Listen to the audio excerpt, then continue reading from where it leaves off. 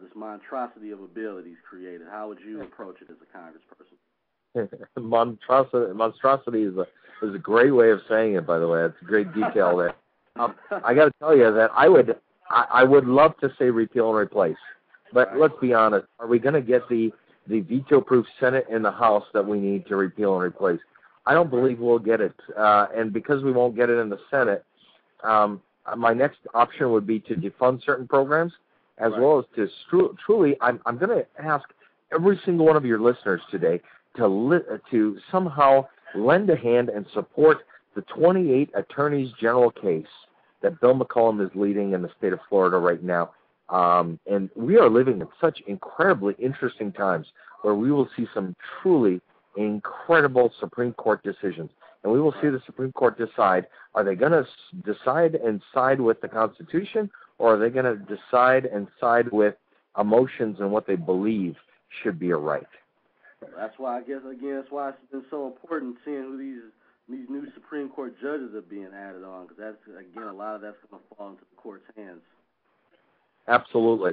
And obviously that's not dealt by the House, it's dealt by the Senate, but you're absolutely correct. We've got some serious problems facing our country, and we need serious leaders that are willing to tackle these problems, not 20 or 30-second sound bites.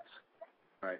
How, as far as obviously with your military background, how do you feel that the current administration is handling the wars in Afghanistan and obviously in Iraq, and what would be your prescription to making this situation better?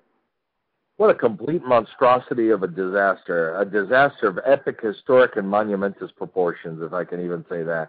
I'll tell you what, I read the most recent Rolling Stone article about General McChrystal, and I couldn't put it down. I agreed with every single word in that entire article. I think that this administration doesn't know what they're doing, but I have to tell you that I would say that the previous administration didn't do very much better, because we are nation building. We're not fighting the war. I've been talking about this ever since I've left the military.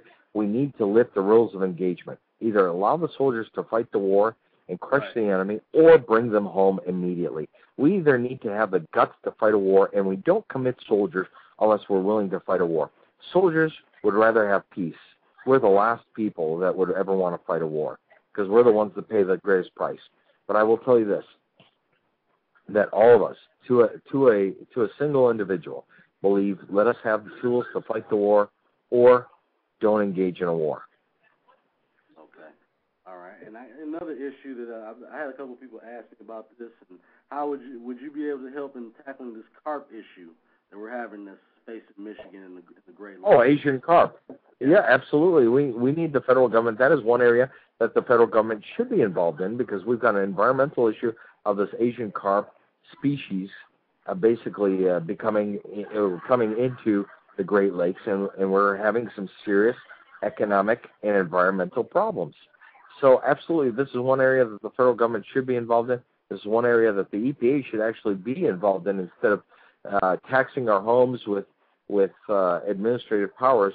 They should be taking care of our environment and truly looking at the best scientific way of dealing with the Asian carp issue, from an economic as well as a environmental impact study into Michigan. Right. And as far as what we're seeing, as far as the actual, I don't know, immigration laws and what's going on, do you agree with the governor of Arizona? Absolutely. I think the governor of Arizona is doing a very good job of moving forward. Let's put it this way: if the federal government doesn't enforce the borders, who will? Who will? It's their state that is sitting on the front lines of the illegal immigration problem. I'll go one step further. I believe that we need to make English our national language, and we should find corporations that hire illegal aliens, and they should be the ones that pay to put the illegal aliens back to the country where they came from. I cannot believe for the life of me that we're actually debating something that's illegal. It got the word illegal in it. If it's illegal, it's illegal. Why are we even debating this? It seems it's just common sense. I mean, but we have a government that's actually offering to help the illegal aliens right now. I mean, that's right, with benefits and different programs, and we're bankrupting ourselves.